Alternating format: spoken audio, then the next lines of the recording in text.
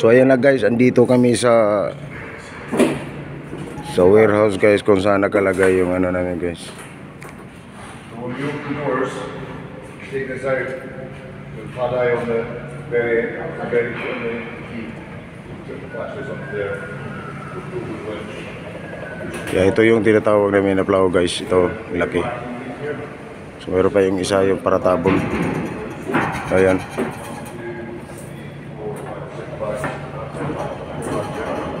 Napakalaki nito guys. So ito yung plow. Ito yung maghuhukay ng pipe. Ibaon namin yung pipe. Ayan.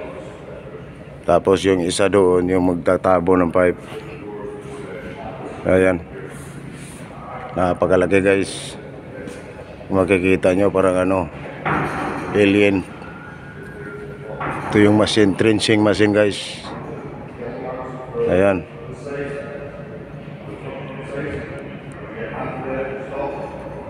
Tingnan natin sa likod guys kung anong itsura guys. Ito ipalabas namin to sa warehouse guys.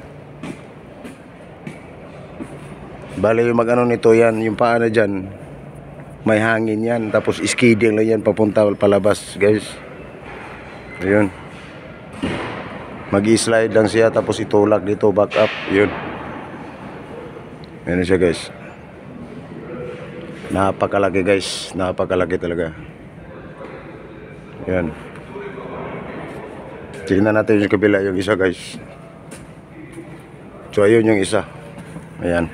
Yan ang magtatapon ng pipe. Pagkatapos ng hukay namin, hatakin ito ng barko namin. Ito yung magano, magbaon, ma-open yung ano, buhangin. Tapos yun ang magtatabon. Itong plow na yan isa. So yan, ito pa rin yung kasama namin dito si ano, ito si Jerry. Ayan. Ano ba masasabi mo sa ano nito? Ha? Nabigla ka sa laki no? Sobrang laki talaga, Jer. O ayan na si Jerry, kasama ko to. Ayan. Yan guys, napakalaki guys. So ano Jerry, ano bang masasabi mo sa ano na equipment na to guys? Sobrang laki talaga. So yan na guys. Okay boy. So ano bang masasabi mo sa equipment na ito? Napaka high tech no? Sabi nila guys 30 years old na daw to guys. Ni-repair to guys. Talagang pinatibay. Kaya ready to rock and roll na naman tong equipment na ito. Ayan. So yan lang muna guys sa video guys. Thanks for watching. Bye bye.